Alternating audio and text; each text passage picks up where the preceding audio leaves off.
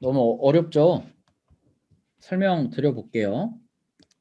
얘도 똑같이 생각을 하면 되는데 요 색깔 칠해져 있는 게 최장 공통 부분 수열이었거든요. 아까도 실은 슈퍼 세퀀스에서.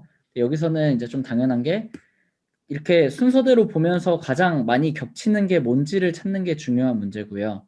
그래서 보면 SAB가 여기서는 세 개가 공통 부분 수열로 뽑은 거고, 여기서는 공통 부분 수열로 AAB를 뽑은 거니까 둘 다 길이가 3인데, 어쨌든 지금까지 고민한 요 문자열의 위치가 첫 번째도 다섯 번째까지, 두 번째 문자열도 다섯 번째까지 본 거고, 여기도 둘 다 다섯 번째까지 봐서 비로소 공통 부분 수열의 길이가 3인 공통 부분 수열을 두 개를 만들어주게 된 거예요. 얘네 둘 다 지금까지 고려한 첫 번째 문자열의 위치, 두 번째 문자열의 위치가 같으면서도 동시에 지금까지 만들어진 공통 부분 수열의 길이조차도 다 일치하더라.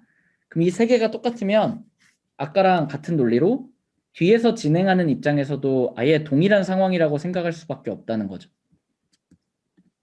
그러면 또 바꿔 말하면 어떤 말이 되냐면, 여기 보면 요렇게 둘 다 똑같이 첫 번째, 두 번째 문자열 둘 다 다섯 번째까지 봤는데, 얘는 공통 부분 수열의 길이가 3짜리인 걸 잘 만들었고요.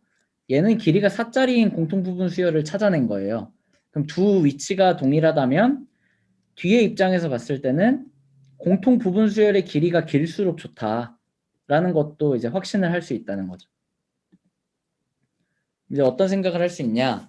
이 DP의 I의 J는 첫 번째 문자열은 I번째 문자까지 고려했고, 두 번째 문자열은 J번째 문자까지 고려했을 때 가능한 공통 부분 수열의 최장 길이라고 정의를 할 수 있겠다.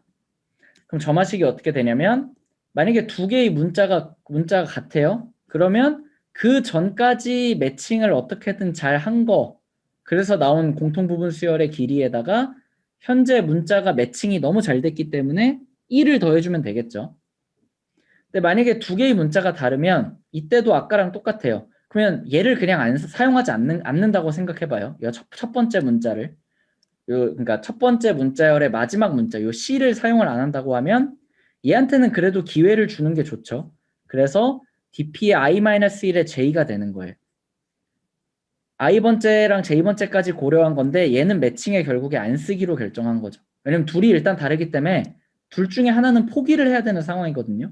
얘를 안 쓰면 DP의 I-1의 J, 첫 번째 문자열은 I-1번째까지, 두 번째 문자열은 J번째까지 해서 매칭을 했을 때 최대로 얻을 수 있는 공통 부분 수열의 길이, 혹은 두 번째 케이스는 이 두 번째 거를 아예 매칭에 안 쓰는 거예요. 두 번째 문자열의 마지막 문자를. 그러면 얘는 DP의 I의 J-1이 돼서 얘는 얘를 사용하지 않으니까 첫 번째는 I번째까지 쓰고 두 번째 문자열은 J-1까지 썼을 때에 가능한 최장 공통 부분 수열의 길이, 둘 중에 최대를 가져오면 된다.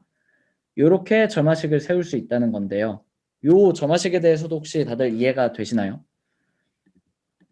그러면 이렇게 점화식을 세우면 똑같이 초기 조건을 잘 세워야 되는데, 시작값은 둘이 일치하면 1이고 아니면 0인 거고요.